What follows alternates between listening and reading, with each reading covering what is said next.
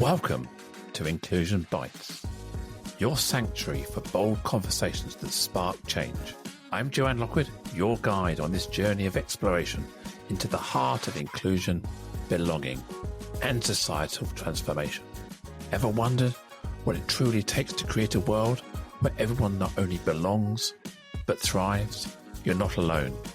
Join me as we uncover the unseen, challenge the status quo, and share stories that resonate deep within.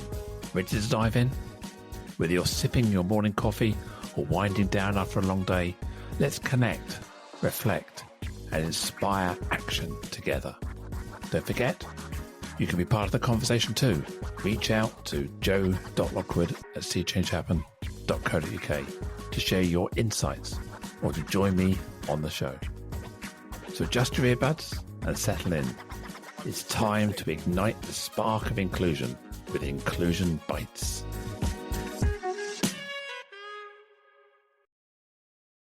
Today is episode 147 with the title Breaking Bias. And I have the absolute honor and privilege to welcome Lorne Epstein. Lorne is a social scientist, keynote speaker, facilitator, and has been transforming workplaces for over 2 decades by teaching people how to recognize and reduce unconscious bias. When I asked Lorne to describe his superpower, he said, helping professionals uncover and mitigate their biases. Hello, Lorne. Welcome to the show. Hi, Joe. Thank you so much for having me. I'm on 147. Yeah, episode 147. Where's that time gone? We met. When did we meet? It was 2019 in Amsterdam, was it? Yes, it was 2019 in Amsterdam, so that's 5 years ago. Yeah, long time. Wow. It was Unleash, if I remember rightly, the HR conference. Yeah, that was great. That was a lot of fun. I really enjoyed kind of seeing the European HR market, and it blew me away. I mean, people were just so great, very friendly, still crazy like the HR people here, but it was nice. At that conference, you were doing live interviews, and I was a guest on your show, if I remember correctly. Yes, yeah. So like in 2015, where I live, they opened up a public radio station, and I got a radio show, and I made it all about jobs. And I was just doing it as a side thing. It was just for fun. There was no money because it was a public station. And then like the last year or so, I started figuring out ways to make money. And one was to get sponsorships and go to shows like Unleash and interview folks. So I did that for about a year or so, and then everything kind of went to shit because of COVID and, anyway. So yeah, that's how we met. Yeah, we did. We touched base, if that's not too cliched as an expression, a few times early in COVID, and you really got into the unconscious bias, and your business took off in that route, didn't it? Yeah, it was kind of wild. I had a federal client, a federal government agency was a client of mine. I was developing their national hiring strategy, their diversity hiring strategy. And while I was doing it, their head of HR asked me to build them an unconscious bias workshop. And I'd been doing experiential training for decades. So I did it for them. They loved it. And since then, I probably did it like 30 or 40 times. Just as 2020 started in January, an old college professor of mine suggested, why don't you submit it to this experiential learning conference in Philadelphia and get some feedback? And I'm like, that sounds great. So I applied and it got accepted. But I also applied to graduate school. I was going to get a master's degree in organizational development, and I got accepted. But there was a conflict on that date. My teacher said, well, you can't go to the conference. You have to come to class. Why don't you just do the workshop for the students and get feedback? I said, that sounds great. So we set it up, and the school had advertised it. It was going to be on campus. And next thing you know, we have COVID. And in April of 2020, instead of doing it in person, we did it on Zoom. I had 140 people from around the world in this workshop, and it just took off. People wanted more. So the next month we had 100, and since then over 50,000 people have done these trainings. I think I actually crashed into one of your workshops in the early ones. It was the first or the second. I sat in on one of them, the early ones, I think. Was it fun? It was great. I thought it was great. I mean, I mean, the experiential side, we were in breakout rooms. I met some people, had great conversations. And yeah, it was probably my first experience of doing that online experiential type training where you're just going into breakout rooms. I think it probably helped me get confidence in delivering some of my own workshops online as well. So, yeah. Cool. Awesome. That's great. I love that. I love hearing how the work that we do makes a difference for people. It's not something that like naturally happens. And it's funny you should say that because I know that I make a difference for people. It's like I love people and I want to just support them in having better lives. About 4 weeks ago, I was training almost 1,000 people at a hospital in Ohio. And midway through, my sponsor, who is the CHRO, we were walking across campus and she said, you remember this woman where we had a little bit of, we had some challenges with, and she came to my office after the workshop and she gave me a thumbs up and she said, that's the kind of training that we need. And my heart just melted. I just stopped and I'm like, I got all warm and fuzzy and I'm like, oh my God, this is great. This is like, my wonderful life moment of something is actually happening. But, and I was telling you this story earlier, there's like all this other stuff that has to occur for that one little moment. So like 3 weeks ago, I was speaking at the HR Visions in London, and I'd gotten there on a Monday. I got 4 hours of sleep because the time changed, did a workshop on Tuesday, got 4 hours of sleep, did another workshop on Wednesday, came home. Towards the end of the flight, the plane got just crazy turbulent. I got so sick that they took me off by ambulance, went to the hospital for about 3 or 4 hours, got fixed up.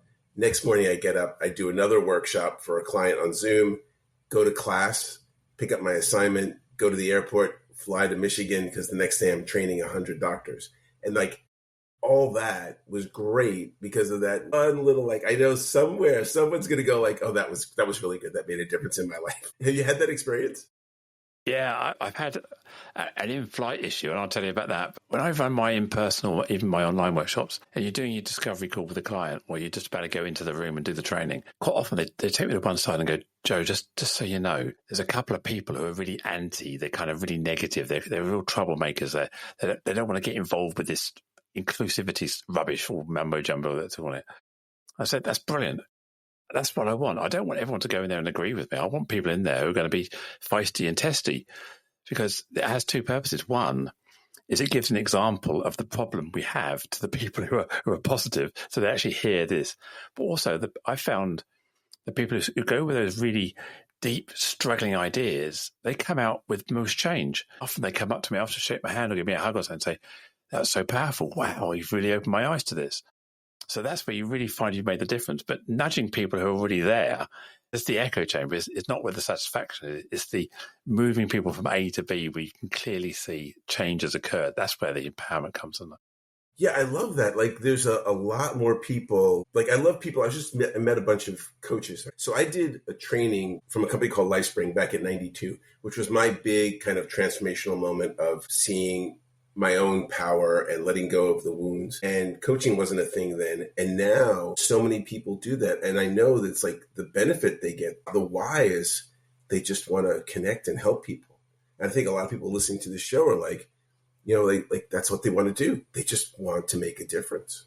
Yeah, they do. I mean, I've got to give you my wellness story now on a plane. So I used to work for a bank in the UK, and this bank was a private bank, and they had branch offices all over the world in very nice places, Beverly Hills, San Diego. And this particular occasion, I was doing IT, so I was an IT tech, effectively, rolling out systems. And this particular gig was Nassau, Bahamas. So I flew from London, and in those days, British Airways used to fly via Miami, and then you change at Miami, and then you go Miami, Nassau. Mid-flight, the plane had an emergency landing. I think it was that someone had a heart attack. So we had to land in Gander in Newfoundland. I don't know if you've ever had an emergency stopover in Newfoundland, but basically the plane does a really rapid descent, and suddenly you land on this airfield in the middle of Newfoundland, middle of nowhere. You look out the window, you can't see anything. The absolutely wild landscape, and they get the person off. And of course, when they're on the tarmac, they have to turn all the air conditioning off, all the flight, they're in flight entertainment. You're basically sat there. And you sat there for like 3 or 4 hours because they can't get a flight path to take off again. So you're stuck there until they can get another air traffic control slot. And they walk around handing out these packs of sandwiches. And I had a prawn sandwich, a shrimp sandwich. And about just before we land in Miami, I'm starting to think, I really don't feel good. I'm really not feeling this anymore. And, when you have that sort of kind of food poisoning, you can tell what did it to you, can't you? Your brain knows what it was. And I think, that's the prawn. That's definitely prawn that's giving it to me. So I get to Miami and I'm literally, my sweat is pouring off me. I'm sweating. I get through passport, managed to find the toilets. And I'm at, unfortunately, both ends. And, and I was sweating. Oh. And then because we'd had this issue with the landing in Newfoundland, and my flight to the Bahamas was then, I had missed my connection. We had to get another connection or something. When I got to the Bahamas in this state, I was missing my luggage. So there I am in Nassau, Bahamas, in the temperature. I can't remember what time of year it was, but it was hot. Bahamas is generally hot any time you go there, but this was hot. Yeah.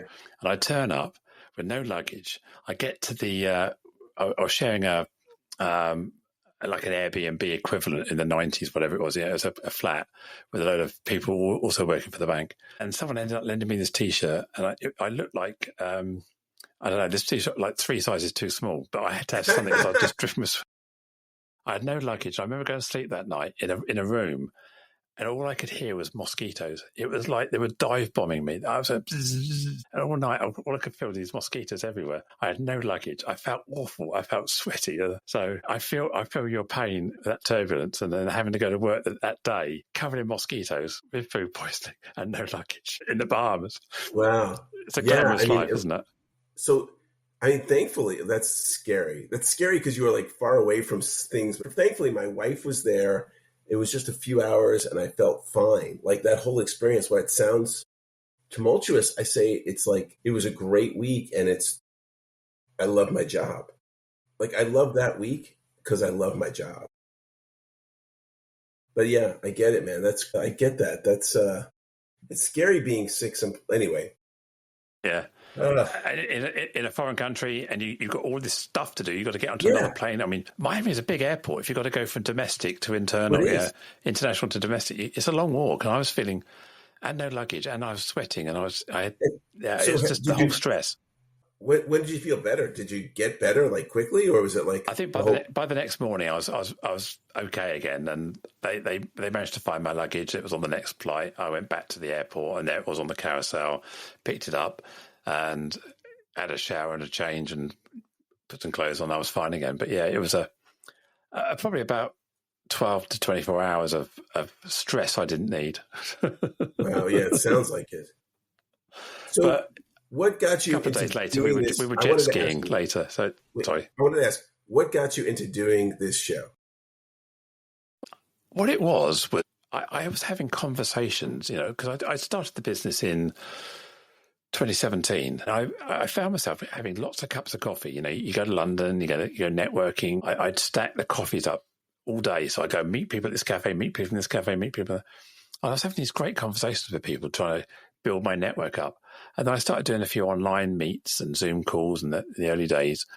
And we'd finish the Zoom call and we'd have this really great conversation. I'd say, I wish we'd recorded that. I wish we recorded that. And that's how it came, really. I decided that all these conversations I'm having should be captured and we can actually turn them into something. So I decided this is pre-COVID, I wanted to have conversations. And I use the podcast as a way of networking, having conversations with people and capturing these stories for posterity, for historical reference, or just to share with other people. So that's what started it, really, just that desire to share conversations. Awesome. To make a difference. Yeah. Make a difference, absolutely, to make a difference. And yeah. And to feel that there's a purpose beyond just a chat, which goes into the ether and it gets forgotten. Because I have one of these brains that is, I find it very difficult to remember certain things. Like if I go to the cinema, the next day I've forgotten half the film. I don't remember what it was. If I meet people, I forget their name really, really quickly. And because again, you're doing so many Zoom calls, so many meetings. I meet hundreds of people a month, and you can't remember everybody. And I found that I was having this conversation with people say, "Oh yeah, it's good to see you again." I go, "Okay, go on and remind me, where did we meet before?" And and this is just a great way of having conversations. And I still do it. I go on LinkedIn sometimes and invite people onto the podcast. And they say, "We did one last year." I went, "Did we?" Sorry, you're quite correct. Yes, we did. But yeah, I have got one of these memories that is very good at certain things, but very bad at other things. I think my brain just optimizes out and says a separation between need to remember and doesn't matter. And if you fit into the doesn't matter pile, I'll never remember that conversation again. But we obviously had a lasting impression because meeting you in Amsterdam all those years ago and keeping in loose contact, not active contact with each other. I get your newsletter. I see you doing stuff on LinkedIn and stuff. So I guess you've penetrated into the must remember. That's funny you should say that because a year and a half ago, I started another master's in cognitive neuroscience. And this past semester, in fact, just last week, I had my final in neuroscience of memory and learning. And so I learned very minutiae about how the brain works around memory and learning. Yeah, and our brains are not all the same, right? Particularly around memory and learning. And the parts of our brain that do memory, it's really unclear. Like there are some things that are clear, but some things are just like, in every class I've taken, usually sometime during the class, the teacher's like shrugs their shoulders and says, "And we don't know." Yeah, there's loads of stuff, I will be able to pull something out of my memory somehow. And I'll pluck something out. It'll be a random fact or an anecdote or something. And I'll just drop it into the conversation. And my wife will look at me and go, "You heard that yesterday, didn't you, on that show?" And I went, "Yeah." She said, "You're making it sound like you know what you're talking about." I said, "Well, I just hoover up knowledge, and then I know when to spit it back out again. But I couldn't tell you how I remember or what I remember. It just becomes a nugget that gets delivered into my tongue and out of my mouth at the right moment at the right time. But you ask me about it now, I wouldn't be able to remember what's that? Really?" You're probably really good at making matches because when we have a memory, it gets broken up and stored in different places. So the visual component of the memory would be stored in one part of the brain, and another part of the memory would be stored in another part of the brain, like a database, right? And then there's like something that links it all together. And then that occurs, and then it brings back the memory, or it could bring back parts of the memory. Okay, so it's a bit random retrieval. Yeah, it's like indexed. It's indexed. Yeah. Right. And another thing I learned was that our brain extinguishes memory, right? So we don't remember everything that happens. Imagine if you remembered everything that happens, right? It would be very hard to function. And so there's a whole system in our brain that allows us to extinguish memories, which is really important for people with PTSD and depression and other mental illnesses, that you can actually cause your brain to not remember something. You can weaken those connections. Yeah, I realized that our daughter's 32 years old now. And when we get together, you do the reminiscing, don't you? Humans like telling stories of the past and reminiscing and bringing things. The way our daughter tells a story about our holidays or an event we did, and she has a different memory than I do. And sometimes I'll go, "No, I just don't remember that at all." And I'll say, "Oh, what about this?" And she said, "Well, I don't remember that." So we've all latched on. This is part of the bias and the way our brains work, isn't it? Where we store emotion with these memories, we store feelings, and different things resonate with us. And if they're not memorable, we just, as you say, purge them, don't store them at all. Yeah. Yeah. Some things are just too not interesting to store. Yeah. But to other people, they're meaningful. 100%. But you get the same in crime, police asking for photo fits and all recalling what did the perpetrator or the bad guy look like. And everyone has a different view. Everyone remembers the colour of his jacket was blue, and everyone said, no, it's green. And no one said, no, he didn't have a jacket on at all. And everybody makes this stuff up about, they rewrite their own memories, don't they? Yeah, there's a reason for that because, one of the things that's great about our brains, and this is getting to the conversation around bias and why we have biases, is that we fill in the blanks, right?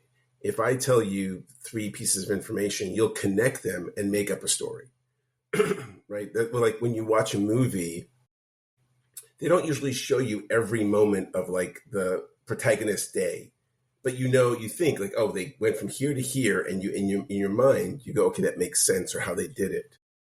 And that's how we have these biases. And because they're unconscious, we're not aware of them, they're always occurring.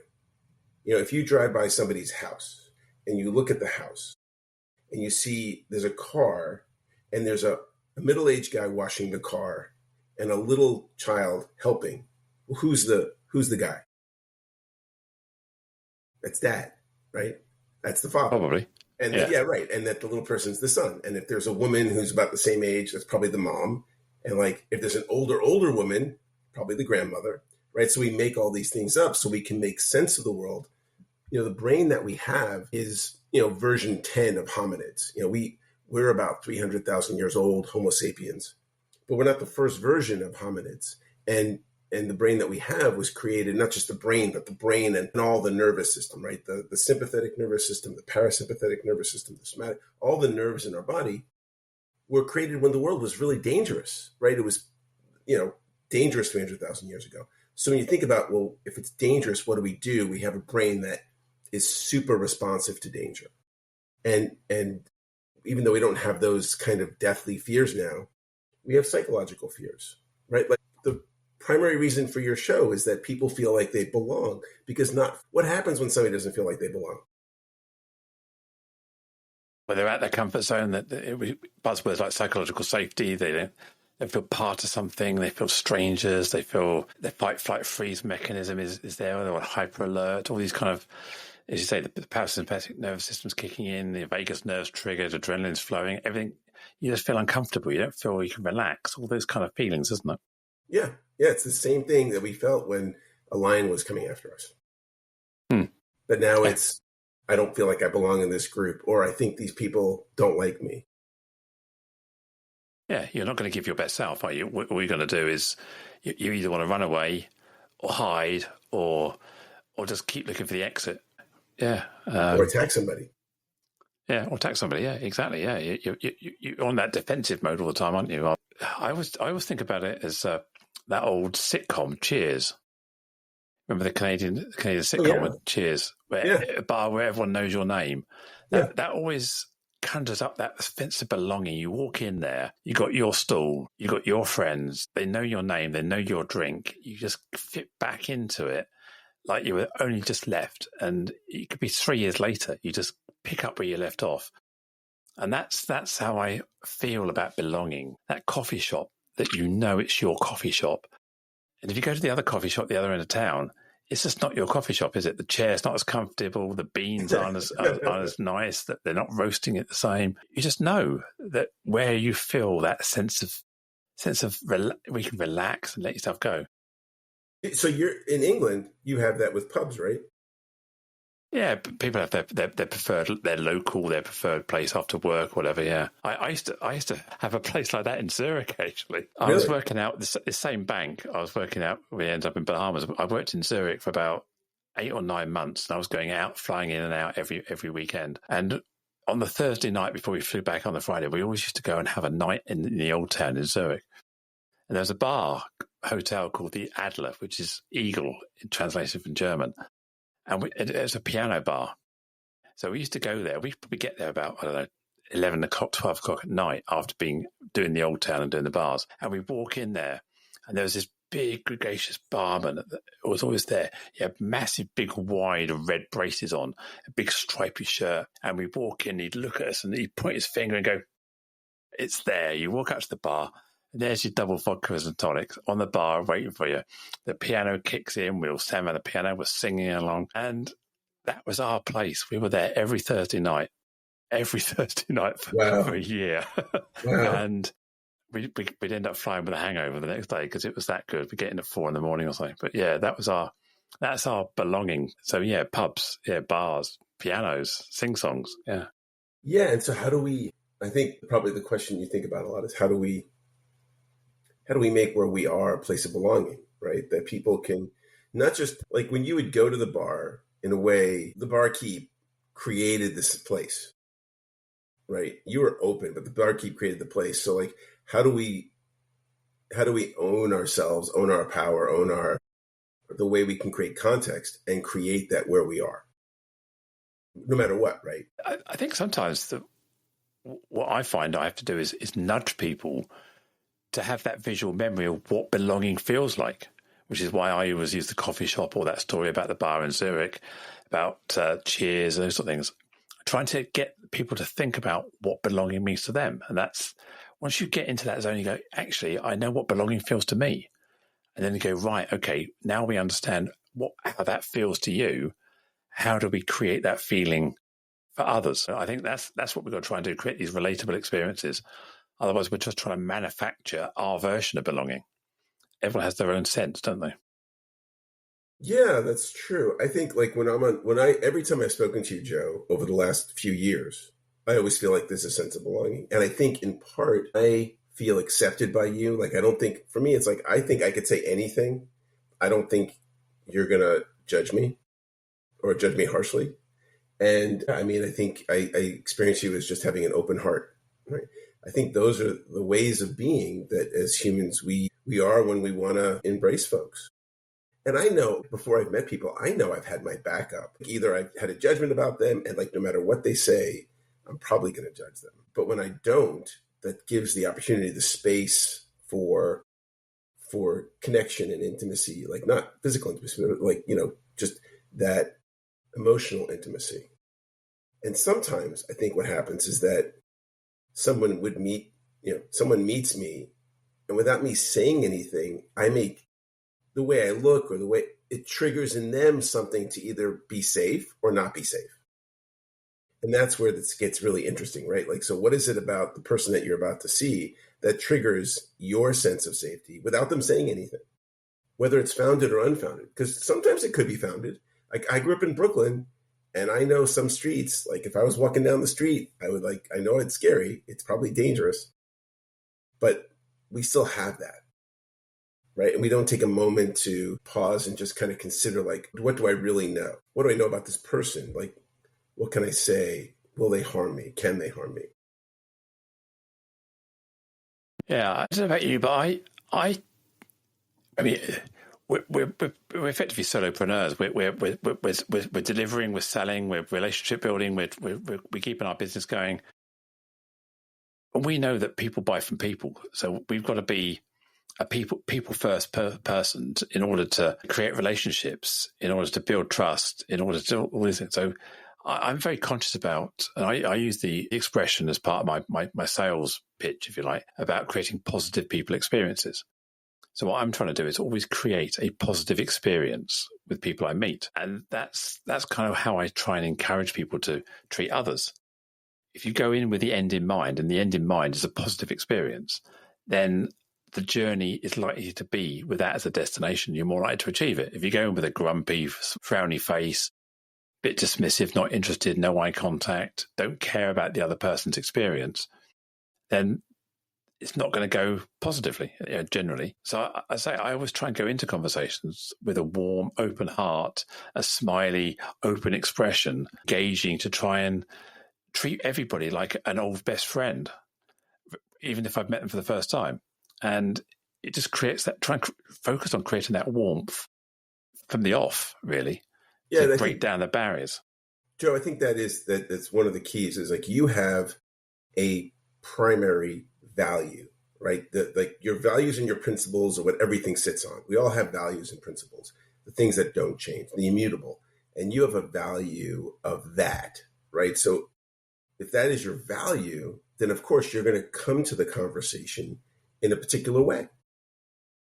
Like I have a story I share in my workshop, right? Where I walked into a store, a guy came up on my left, turns down the aisle. It was a drugstore. He reaches up, grabs something, and as he grabs it, everything comes tumbling down. And I see this, and I judged him harshly, really harshly, right? And I keep walking. I realize he's behind me. I'm getting to the cashier. And in my mind, I'm thinking, and now I have to punish him. So what I'll do is I'll go slow. And this whole dialogue in my head took about a second and a half.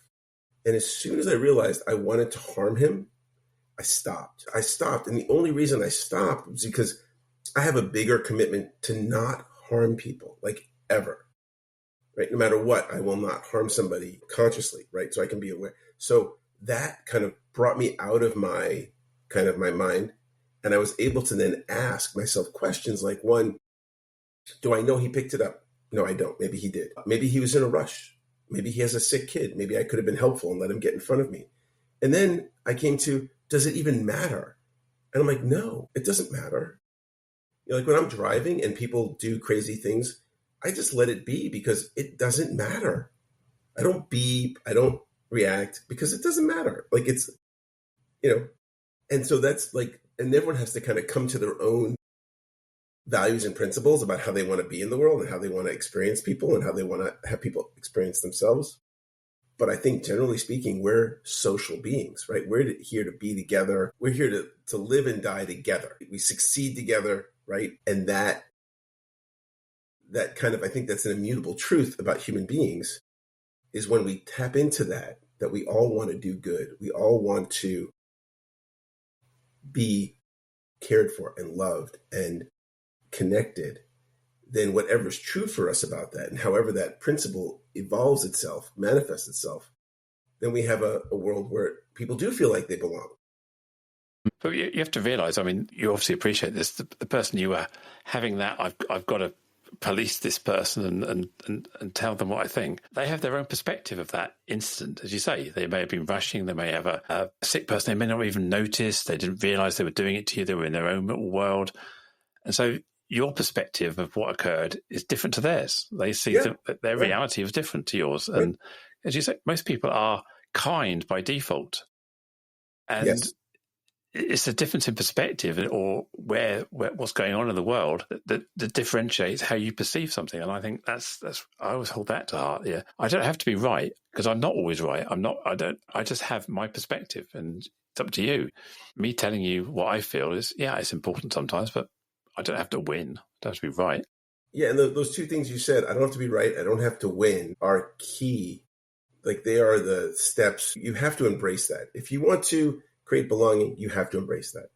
And I think that comes either with, maturity or wisdom, or you were lucky enough to be born in a culture where people didn't want to be right more than they wanted to be loved. But I know where I live, a lot of people just want to be right. I mean, I live in a world where people want to be right versus being loved, right? You look at war, you look at poverty, you look at inequitable situations in our world. It's about people being right versus people being loving and kind. Well, the example I often give to people is I've been married for over 37 years, and you don't stay married by wanting to be right. Either of us, You don't say happily married. Oh, we are happy. Yeah, so happily married. Because people can be unhappily married for 50 years and just be tolerating each other. Yeah. So you've got to, if you're holding that prisoner of righteousness, and you want to say, but you don't, maybe, but it's having children, maintaining relationships all your life. You learn what's important, what's not important, and some conversations just aren't necessary. You don't have to have that. You don't have to tell somebody what you believe. Because it won't change what they believe. And again, you talk about the world we're living in right now. There's a lot of perceptions following the presidential election in the US and what's going on in other parts of the world right now. What are you talking about? that little incident that occurred in November. Yeah. I didn't know what you were talking about. Yeah. The earthquake. Yeah. So there are a lot of perspectives. I as a Brit, most Brits I know can't understand why anyone would vote in the way they did. Yet, 75 million, 76 million people did. So you have to understand that there is a perspective out there that says this person is the best person and the other person wasn't. So I can't just dismiss that and say 74 million Americans are stupid, because that's not the case. They're intelligent human beings. That's not the case. Yeah. I mean, so I think talking about that is, a lot of things. So I'm 59, and so I was born in 65. And in my experience of America in that limited time, the country economically had a huge boon after World War II, where you had a lot of people in the country in what was called the middle class. And people could have good lives. I mean, just good lives where one person worked, or, like in the 80s, then it started getting worse when then two people had to work. And the people in the middle of the country, the certain economic groups were not properly supported, not properly fed. We had an exodus of jobs. A lot of jobs left this country. And so all these things had an impact on people, like their lives are not better, right? Even though some people's lives might be better because they were economically better off. But a lot of people in this country, it's like they're not better off. So, yeah, I mean, there's that reality. You can't deny that reality. You can't say that that's wrong because it's not, right? And I have faith in people and in America that I think the worst thing we ever experienced was the Civil War. The real Civil War, right? Where we had bifurcation of the country. And we got through that. And I think we'll get through this and we'll be better off for it. And the world will be better off for it. I believe in people. Like, I believe, because you can have ideas. I get that. But people, bottom line, we want to be loved. We want peace. People want to be cared for and safe. And that, I think, is going to pull us through. I know it's completely like people will be listening to this and saying that I'm an optimist, but I think I'm a realist because I think that's what human beings fundamentally are. And where I sit, I can look at the news, which is a really horrible filter to see the world through, because the news is filled, skews what's actually going on to benefit the news, right? But when you get to meet as many people as you and I have, and Joe, you said you meet hundreds of people a month. Would you say most of the people you meet are good people? Sure, for sure, yeah. Right. And I imagine most of the people listening will be like, I'm a good person. I want to be a good person. So like that is the pillar I stand on when I can say, with a certain amount of confidence that we're going to be great. It's going to be great. I mean, I go on LinkedIn, as we do, and I see people who have less than positive views about transgender people like myself. And they're not bad people. They have a view. They have a reason for their belief that is based in their own lived experience, their own reference points, their own needs. So it's just they're not trying to cause harm. They're just trying to create a world that works in their image, if you like. And I'm trying to just create a world that works in my image. So we've just got to reference the fact that I spend time looking at their posts about other things they talk about, and you can see they're trying to do good in the world. Yeah. So what you've got to try and do is see the good in people. We have a different perspective on one topic, but the goal is the same. Yeah, spot on. I mean, for me, it was like 10 years ago, if you would have said, well, what is diversity? I would have been like, well, it's, what I can see, the skin color, your gender, your age.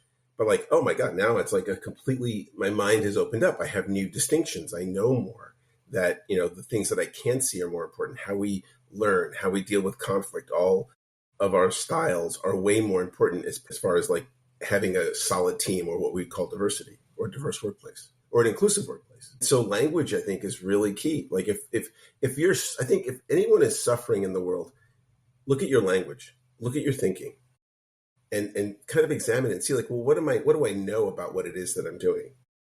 I think one of my superpowers, I didn't write that down, is that I am truly a lifelong learner. Like, I'm getting a master's degree in cognitive neuroscience. And I got to tell you, sometimes I wonder why, because it's so freaking hard.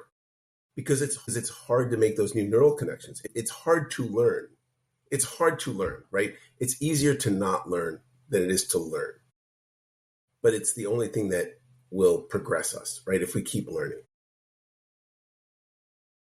And that takes work. So we talk about the biases, and we also talked about perceptions and perspectives, and inherently we're all kind. And we also talked about belonging. How can we nudge people to become awake, to be conscious about this? Yeah, that's a great question. I get that a lot. I mean, often my sponsor, who's like the head of HR, will bring me in and they'll be like, hey, my executive team, they're so biased, fix them. Okay. First off, people can't be fixed because, one, they're not broken.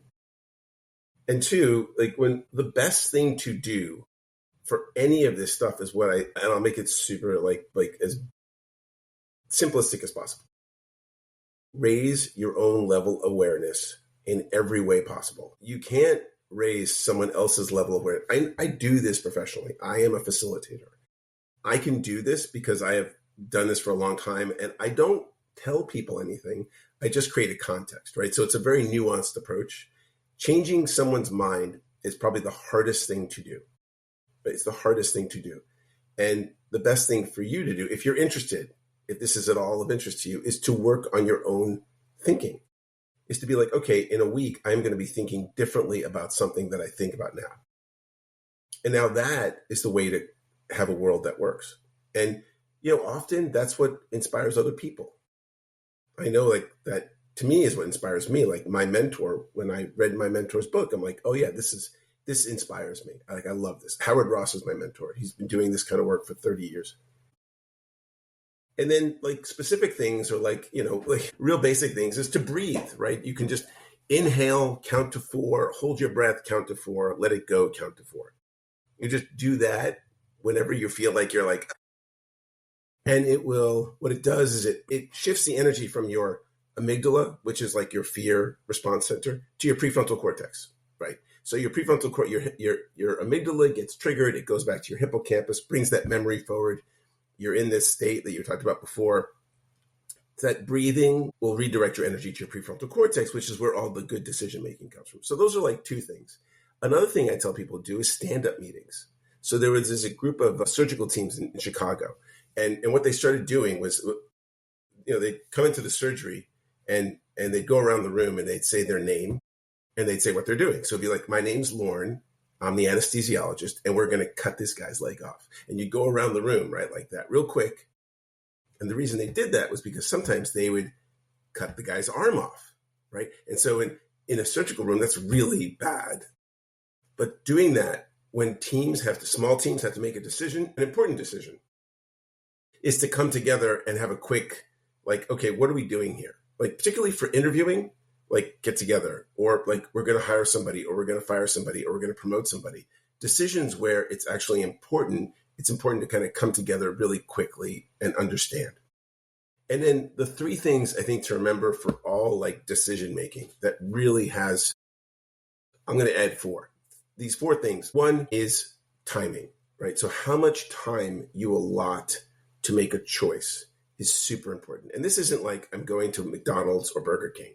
This is, investment choices, important choices, particularly repeatable ones, is to look at the outcome of a decision. And if it worked, look at how much time you gave yourself to make it or your team to make it and see if there's a trend, right? So if there's a certain amount of time that works, great, because we've all made decisions too quickly or taken too long. So timing is really important. And the second thing is information. So when we make decisions, we make them based on what we know, tacit knowledge, right? Except a lot of the times we make it big decisions based on information outside of us, the information that's coming to us, data that's coming to us. And that information has to have 2 components. 1, it has to only address the question that we're asking and no more, because our human brain isn't really good with data and numbers, right? The second thing is that it has to have provenance. Like, is it true? Do we know it's true, whatever is coming to us? Is it true information, and does it address the question? Those are the 3 things. And then the 4th is our body. So our physical body is how we function, how our brain works, right? For instance, if your tryptophan is low and your serotonin then goes down, you're not going to make the best decisions. So are you hydrated? Are you rested? Is your physical body in the right state to make this really important decision? Because if it's not, then your brain will not operate optimally. So those 4 things are really important around kind of truths around decision making.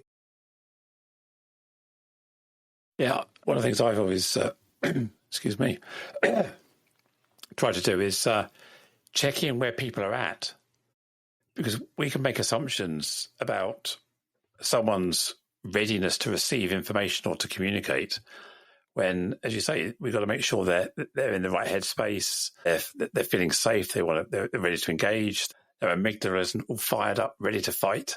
Yeah, just check in on people sometimes and having that, how are you doing? What's going on in your life? Where are you with this? Because if we don't do that, we're trying to meet logic with emotion sometimes, or our readiness and their readiness on two different planes, and we can end up falling out because we're not ready to communicate. And so it's establishing those communication channels first, and then looking for this positive outcome and being committed to a positive outcome, even if it's a negative topic, it can still be delivered with a positive outcome. Even making someone redundant or firing somebody, they still respect you for the way you handled it.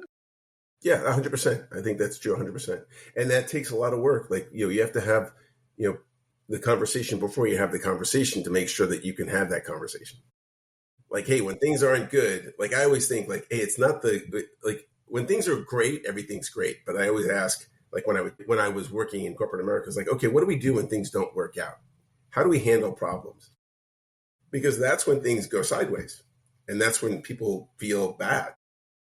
Or you could say something or do something that would make somebody feel bad. And, that's not good. That's not good for work. That's not good for life. It's not. And I talk about having challenging conversations, and we have thousands of conversations all the time, but we only remember or get anxious about the ones that are challenging because they're out of our comfort zone. We're having to either deliver bad news or correct something. And what are we worried about? We're worried about how the other person's going to react. We can't predict, or if we can predict, often we're scared to have those conversations. And, I often talk about the fear of getting it wrong is this biggest barrier to inclusion, biggest barrier to world peace. We're so invested in our own sense of rights, aren't we? Can I tell you that could be more spot on. And I think I know where it came from. I think it comes from high school. Like, I don't know what high school was like in England, but here in high school, and it doesn't happen before high school, but in high school, if I raised my hand to ask a question or had an answer and I got it right, what do you think my mates say? Party pants or exactly, teacher's pet. Yeah. If I raised my hand and I got it wrong, what did my mates say? Yeah, idiot, dunce. Yeah. So here I am in my primary institution of learning, the palace of learning, and I can't ask a question. I can't raise my hand because I'm always afraid. And fear of judgment, isn't it? Like, yeah. Sorry. Fear of judgment. Fear we're going to be judged negatively. Yeah. And the fear of not belonging. Not being right. And so that's where it all comes from. It all comes from all that history stuff, that way back stuff. And if not high school, maybe before high school. We talked about earlier about things we remember, things we don't remember. We generally don't remember things we get right. It's things we get wrong or things where we have to learn or change or adapt. Those are the learning outcomes. Getting things right. We could go on for half our life getting the same thing right every time without realizing we're doing it until the one day we get it wrong and we go, now I get it. Yeah. Yeah, because when we were formed, the way our brains were formed was in a dangerous place where, the outcome of you getting it wrong way back then was you die. Right? The outcome of you getting it right was kind of like, okay, whatever. Like the stimulus was just so much stronger if you messed up. Yeah. And, what child ever learns to walk first time with the first step? They don't. Right. They fall over. They bang their head. They scrape their knee. You ride a bicycle. You fall off. You think, I'm not going to do that again.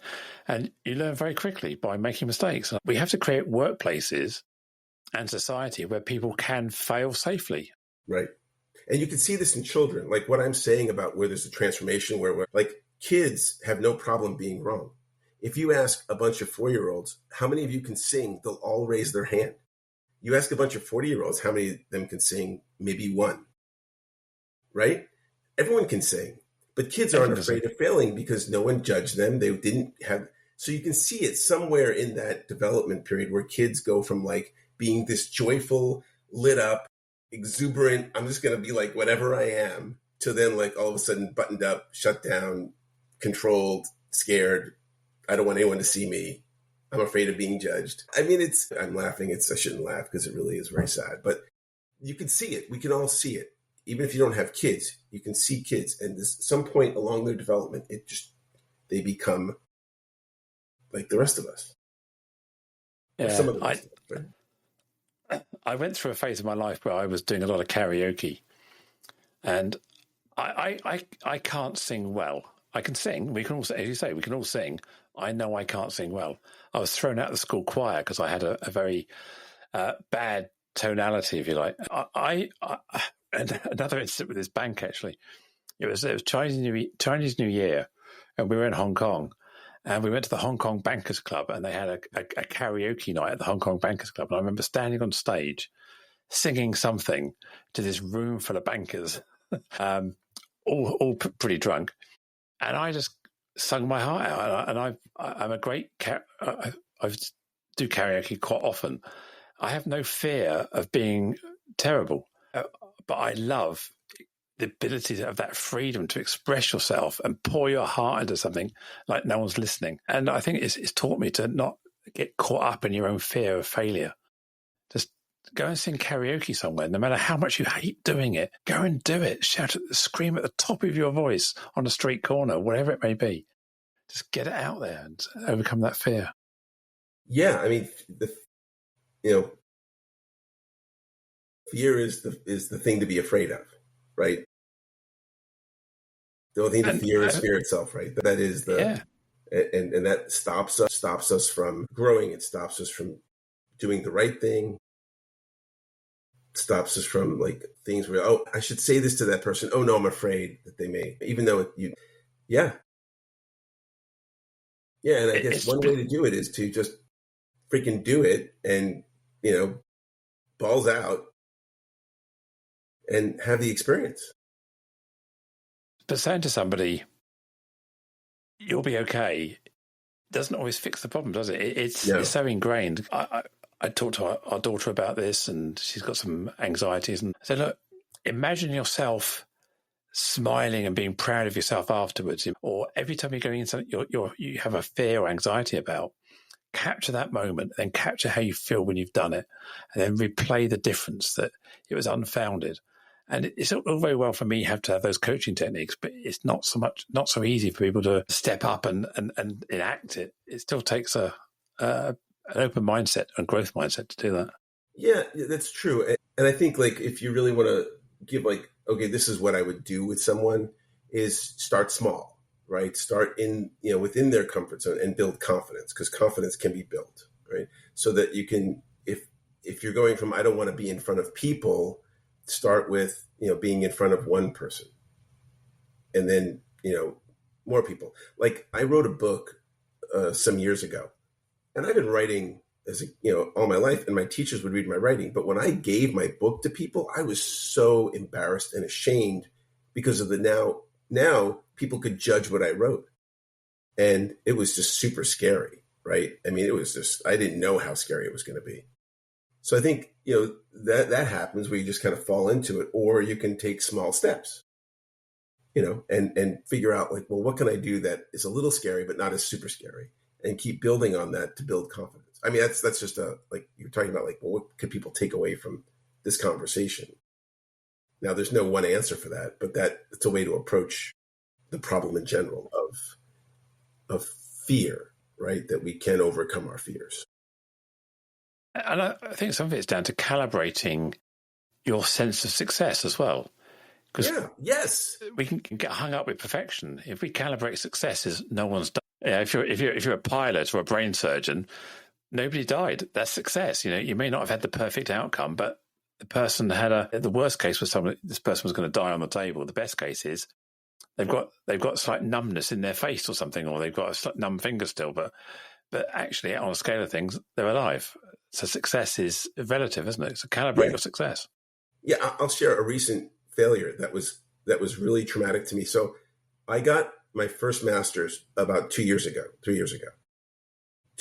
And I did so well. I was inducted into an honor society. I got A's and A+. I started my master's in neuroscience a year and a half ago. I got A's and A+.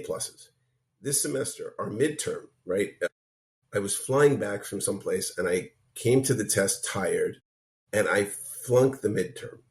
Like I haven't failed a test since I was in high school.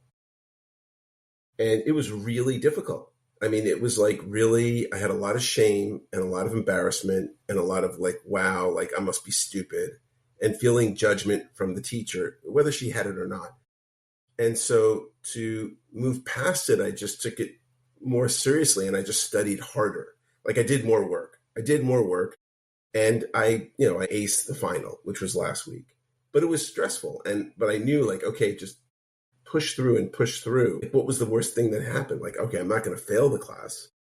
But look at for me, it was like looking in when I was in high school or before then, failing classes, not doing well, feeling my parents' judgment and all that was still there. Even after getting great grades, it's still there. You mentioned your book, wanting that to be perfect and a testament to your knowledge. How did you overcome that? So I write my book about the time that I meet my wife.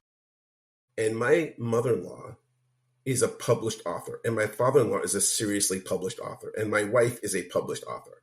So when my wife and I met, she said, the first thing she said on our first date was like, don't Google me.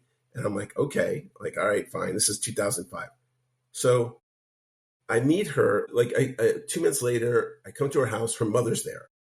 And she's like, oh, Mom, Lauren wrote a book. And she pulls my book off the bookshelf and her mother grabs it and she's standing in front of me. And remember, I was already feeling nervous about people reading my book. And my future mother-in-law is now thumbing through my book in front of me.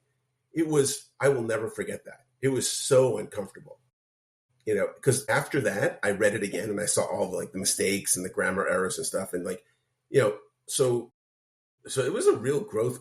Like it was an opportunity to kind of be real with like, okay, no matter how bad it is, it's just going to be what it is, right? It's just what it is. Yeah, because I've been hung up about, I've got a couple of books in me and I've kind of been hung up on the fear of judgment because, as you say, it's published, it's out there. You can't. Good thing about talking and speaking for a living is it's transient. Once it's gone, it's gone. But one of the books I'm in the middle of writing at the moment is based on the podcast series. So trying to create poetry using AI from the podcast. And my mum is really into poetry. She's in poetry groups. She writes poems. She's been a real kind of I would consider her quite a knowledgeable person around poetry. So I sent her a draft of my book, which is 300 pages, 150-ish poems based on the podcast series. And all I wanted her to really say to me was, yeah, it's okay. I wanted to know if she'd read a few and she felt like she could read a few more. That's what I was interested in. I didn't want to expect her to read the entire book.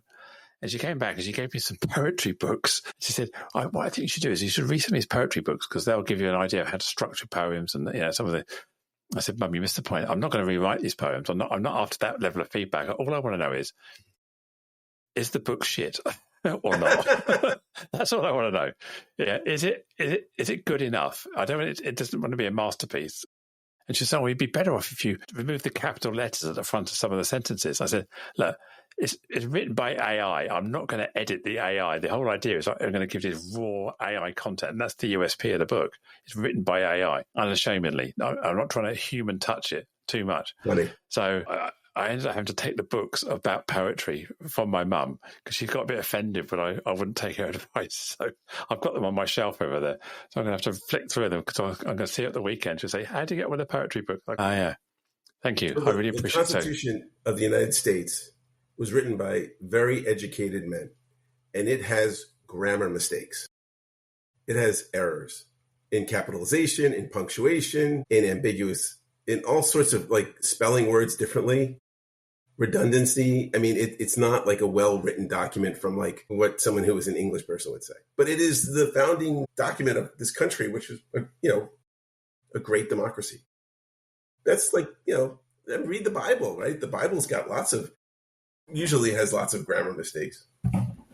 Well, and conflicts of opinions and things. Sure. Yeah, it's full of Yeah. So, but unless everyone's going to read your book, don't worry about it. Or don't worry about it anyway. But that's kind of what I've kind of come to realize is I don't necessarily want to publish a book for you to read it. I want to publish a book so I've got one. Yes, that's right. The objective. So I've calibrated my success on having a book is having a book. Not that the whole world thinks it's a masterpiece. So I've calibrated doing it as being success. And maybe the second book, maybe I'll calibrate that to being I've done it and I'm proud of it, and et cetera, et cetera. See, Joe, now that you've said that, I am like so interested in reading your book. I really want to. I'm like interested because I want to. How off was Joe's perception of her writing versus my experience of her writing? Yeah, well, actually, I'll send you a draft copy, and if you listen to this podcast, you'll be able to download it off of Amazon or wherever very soon. But yeah, I'll send you a draft. Yeah, love to. It's unashamedly, it's mostly written by AI, and and I don't. It's and I've made it quite clear. But you were the prompt engineer. Oh yeah, I'm the prompt engineer. I've curated it. I've fed it. I have tweaked it. I've tweaked the prompts. Yeah, completely. It's my voice in there. It's definitely my voice. Yeah, exactly. Yeah. Which is, I think that like if we were going to end the conversation of like people get to find their voice and use their voice and be powerful because every human being is powerful. Every human being has an amazing contribution to this world that we live in. I think that's really the bottom line of what I want. I think it's probably the bottom line of what you want. And how we can make the world better is everyone living of their best self, their true, authentic self. And that feeds back into belonging.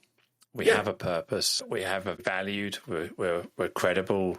People respect us. We have something more than just ourselves. I think that's the belongingness where we feel part of society, part of our family, part of our workplace. And you say exactly what you're saying there. That's where we want to feel, isn't it? Belonging. And I want to acknowledge your work, Joe, because like you, we don't talk a lot, but I see you on LinkedIn, and I've gotten glimpses of your show, and I appreciate that you are standing in the gap, like where we are and where we could be around every human being feeling included, experiencing inclusion. I think that's great because it takes a lot of courage. I mean, it takes a lot of courage, it takes a lot of faith, it takes a lot of effort, energy, money, time, right? But really it takes the core of who you are, which is your values and your principles to say, okay, I'm going to do this and there's nothing else I could do. Because you could do other things, right, Joe? Like you could do other things, right? But you don't. Completely. Yeah, but you do this, right? And I think people who do this kind of work, who stand in the gap between where we are where they think we are, where we feel we are, to where we could be, I think that's like the best work. Lorne, we've been chatting away for over an hour now, and we met in the green room, had a good chat there as well. It's been absolutely fantastic. Yeah. And a privilege, as I said at the beginning, a privilege to have this conversation, having your time to share your thoughts and perspectives. And I've loved reconnecting with you, and it's been amazing. So how do people get hold of you? Well, so I guess the period is I've really kind of focused on working with hospitals in that I provide medical education credits and to doctors, nurses. They can go to my website, which is laurenepstein.com. That's the best way to reach me. I do these workshops. I have a learning platform where people can come and just do the workshops like 24/7. And we're constantly adding to the content. Everything we do is academically based and has efficacy. So I love working with people. And it's funny because when I went to HR Vision, like I had this idea, oh, wow, like I do work in Europe. That would be kind of cool. So I don't know. Do most people who listen to your show, are they European? I would say predominantly European, but I've had guests from the US, from Australia, from across the world. So yeah, predominantly I would say European, English-speaking European. People, I mean, I'm sure there'll be a link here, but I wanted to just kind of tee up that Joe has told me that in a couple of episodes, this show is going to contain video, which is really exciting. So after 150 shows, is this right, Joe? That's right. We're going to go video from 151 onwards. Yeah. So you can see the people who she's talking to. Isn't that cool? And that's cool. Bring it to life, because if you're listening to this, we can see each other. We've got cameras on, and we're making gestures to each other. And I think what we're doing is, yes, radio and audio is a great medium for people who are running, jogging, whatever. But I want to attract a new audience now who are watching, whether it's shorts, TikToks, reels, whatever it may be, or long form, just creating a different sort of engagement. And that's phase 2, evolution. Absolutely. Yeah, like in our conversation, like you would with anybody. Like when you're saying things that I agree with, I notice my head's bobbing up and down, and I'm like, yes, yes, yes, pointing to like, yes, that's exactly what you should be saying. That's exactly right. And that really does add to the conversation.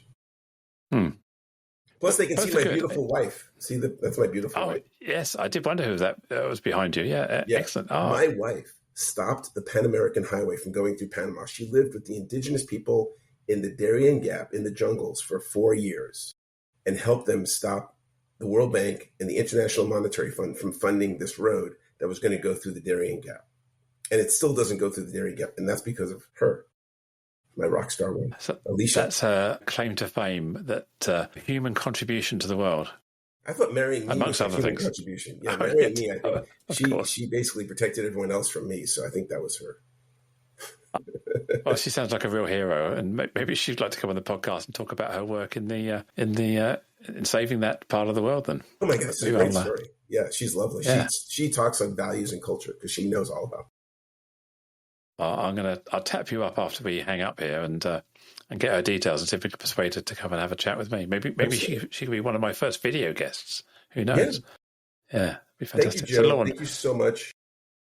It's been absolutely a blast. Thank you so much. And let me go to the outro. Thank you so much. As we bring this conversation to a close, I want to express my deepest gratitude to you, our listener, for lending your ear and heart to the cause of inclusion. If today's discussion struck a chord, consider subscribing to Inclusion Bites and become part of our ever-growing community, driving real change. Share this journey with friends, family, and colleagues. Let's amplify the voices that matter. Got thoughts, stories, or a vision to share? I'm all ears. Reach out to joe.lockwood@seechangehappen.co.uk and let's make your voice heard. Until next time, this is Joanne Lockwood, signing off with a promise to return with more enriching narratives that challenge, inspire, and unite us all. Here's to fostering a more inclusive world, one episode at a time. Catch you on the next bite.